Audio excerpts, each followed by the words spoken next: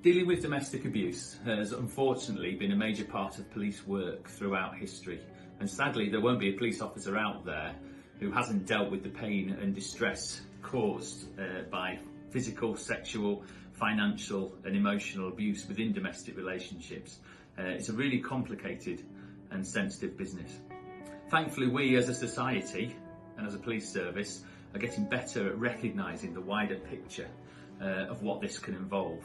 Traditionally, the focus of the police, the media and conversations in general has been primarily on the physical violence side of domestic abuse, but it was increasingly clear that even when faced with quite serious physical injuries, we were being told that violence wasn't the worst part. So if bruises, black eyes and broken bones aren't necessarily the worst bit, then what is the rest of the picture? Well, since 2015, there have been laws in place which are geared towards protecting and supporting survivors and prosecuting perpetrators of this less obvious side of domestic abuse, called coercive and controlling behaviour, which carries a prison sentence of up to 5 years. My colleagues Matt and Caroline are going to clarify what I'm about to say, but what I'm going to give you is the legal definition of controlling and coercive behaviour. So, coercive behaviour is an act or a pattern of acts of threats, humiliation or other abuse that is used to harm, punish or frighten the victim.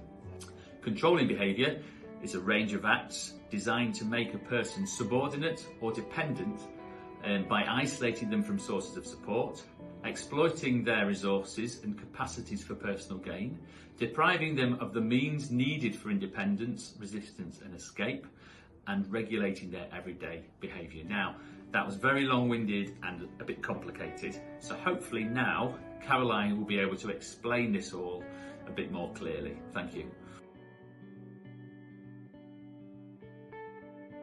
So what is coercive control? Basically it's behaviour that gives the perpetrator the power within the relationship over the victim, and it usually takes place years before there is any physical abuse in that relationship. We found out that a lot of victims suffered this controlling behaviour many years before there was any form of physical abuse, and we wanted to be able to bring something in that could pick up the domestic violence before we got to the physical abuse stage. It makes sense actually that it would happen before any physical abuse, because if you think about it, if you meet a girl or a boy and you decide to go out on that first night out, if they were abusive towards you, there probably won't be a second night out. So what they tend to be is very, very charming, very attentive, very loving, when what they're doing is building up that relationship to the point where you become sort of invested in that relationship and you care about that person and you've got those feelings, that it then becomes quite difficult to spot what else is going on. They tend to try and isolate you from your family and friends because they don't want you to have that support. They don't want you to have that independence and that life really. It has to be all about them. They pressure you into doing things that you don't want to do. Very critical. They'll say things like, "You're not wearing that tonight, are you?" You know, just very subtle, very, very subtle ways of getting you to alter what you're doing in line with what they want. Gaslighting is also a feature which is more of a mind game really. They're trying to trick you all the time to question your own thoughts. So they'll deny things that were said, they'll deny that things have happened, they'll say, "You've imagined that." And it's easy to sort of sit there and think, that had never happened because I'd know, but bearing in mind this has been very gradual and been built up over quite a period of time, it is a difficult thing to spot. There's lots of threats and blackmail involved. If you love me, you won't be going out. If you loved me, you won't be giving me such a hard time. If you love me, you do what I ask, that sort of thing. It's a constant chipping away at your confidence, your independence, your decision making.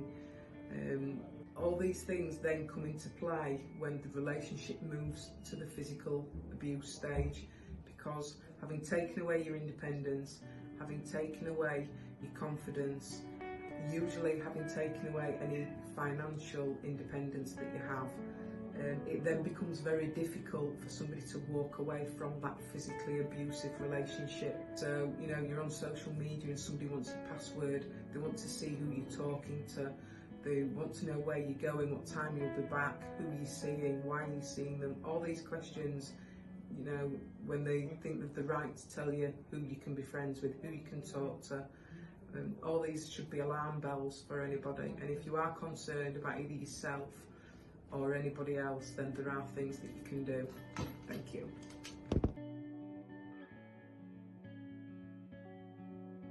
If you've been the victim of domestic abuse or would like to report domestic abuse on behalf of someone else, you can contact the police directly on 101 or via the West Yorkshire Police online reporting facility. In an emergency, you should always ring 999. If you report domestic abuse to the police, we have a specialist domestic abuse department which consists of specially trained officers with lots of experience. The police are very victim-led, which means that your wishes will be taken into account before any police action is taken. There are actions that the police can take in order to support victims of domestic abuse, which can include rehousing, panic alarms and other protective measures. The police are there to offer you help, advice and support, and they will not judge you. If you don't feel comfortable reporting domestic abuse to the police, there are a number of other agencies which are available who can offer a whole range of services to support anyone who is experiencing domestic abuse. IDAS is a charity that offers support and help to victims of domestic abuse and can be contacted via their helpline and also via a live chat available on their website. There is also the Leeds Domestic Violence Helpline, who can be contacted by telephone. The number is available on their website. And don't forget, you can always speak to a member of the college safeguarding team who can also offer you advice and support.